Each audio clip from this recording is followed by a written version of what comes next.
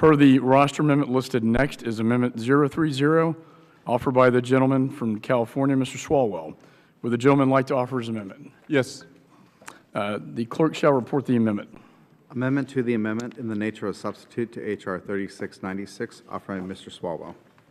Without objection, the reading of the amendment is dispensed with. Mr. Swalwell is recognized for 5 minutes on his amendment. Thank you, Mr. Chairman, and I want to also thank our Ranking Member Thompson, Subcommittee Chairman Meehan, and Ranking Member Clark for getting us to where we are today for this important legislation.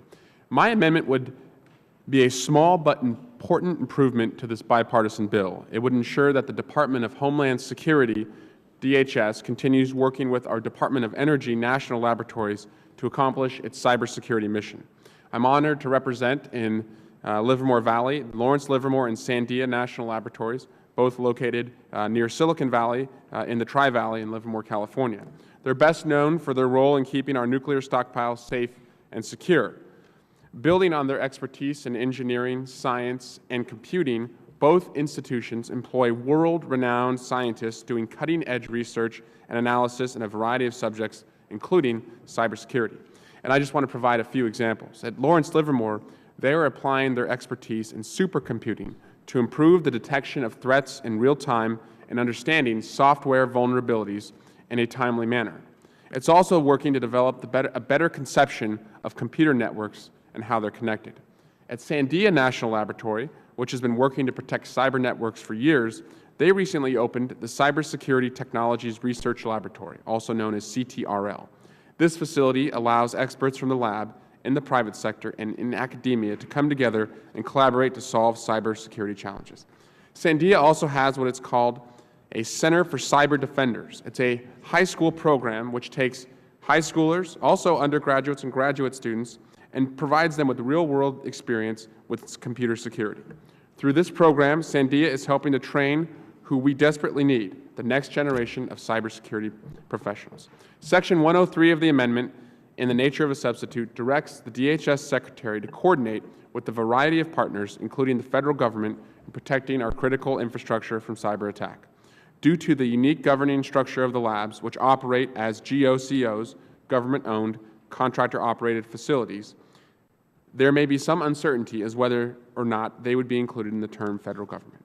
Additionally, staff or employees of the contractor which operate the facility are currently not considered Federal employees. To remove any doubt or uncertainty, my amendment would add the phrase national laboratories to the list of entities with which the Secretary is directed to coordinate in working to accomplish DHS's mission of protecting our critical infrastructure from cyber attack. This is a common-sense amendment which simply tells DHS to continue to rely on the experts, our country's greatest resources, its national labs, as it works to improve our cybersecurity. I urge all members to support my amendment, and I yield back the balance of my time.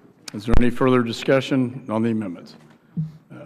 The Chair supports this amendment. There being no further discussion, the question now occurs on the amendment to the amendment in the nature of a substitute, offered by Mr. Swalwell. All those in favor signify by saying aye. Aye. All those opposed signify by saying no.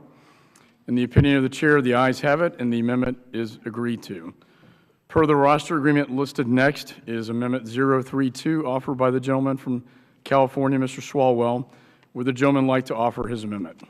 Yes, Mr. Chair. The clerk shall report the amendment. Amendment to the amendment in the nature of a substitute to H.R. 3696, offered by Mr. Swalwell. Without objection, the reading of the amendment is dispensed with. Mr. Swalwell is recognized for 5 minutes on his amendment. Thank you, Mr. Chair. And this amendment would add transparency to the measure under consideration. As members know, H.R. 3696 would expand the liability limits in the existing Safety Act to expressly include cybersecurity technology, and the covered events to include cyber attacks, called in the bill qualifying cyber incidents. The Secretary would determine whether an event meets the required criteria to qualify. The Safety Act, as expanded by the measures we're considering today, targets an understandable need. We want to encourage companies to be innovative and push the envelope so that we can best protect ourselves from terrorism in the event of a cyber attack, and provide liability protection to those who are doing that. At the same time, Congress always must be careful when it seeks to provide a shield from traditional notions of liability. One way to show such care is to ensure Congress and the public understand and are notified as to how the Secretary has determined that a particular event qualifies for the protections afforded under the Act that wouldn't normally be given or provided. My amendment would require that transparency. My amendment would not change the Safety Act as modified in any substantive way, but it would require the Secretary to explain in the Federal Register his or her determination that an event met the statutory requirement or criteria for being a qualified cyber incident. This would allow Congress and the public to readily see how the law has been applied, so there's no confusion as to why an incident was qualified under the law. I know the authors of this bill worked long and hard to come to a compromise on the bill's language. With that in mind, and in the interest of bipartisanship, I'm willing to withdraw my amendment. But in lieu of pushing forward with my amendment, Mr. Chairman, it's my understanding that you will commit to working with me and our staff to include language in the committee report to make clear that the Secretary should be transparent about his or her application of the expansion of the Safety Act in H.R. 3696 and explain how a particular set of facts meet the statutory definition of a qualified cyber incident. And with that, Mr. Chair, I would ask that, but before withdrawing my amendment, I'd like to yield to Mr. Richmond, who I think would also like to speak on the amendment. Mr. Richmond is recognized. Mr. Chairman, and I think that the bill and the section is well-intentioned, and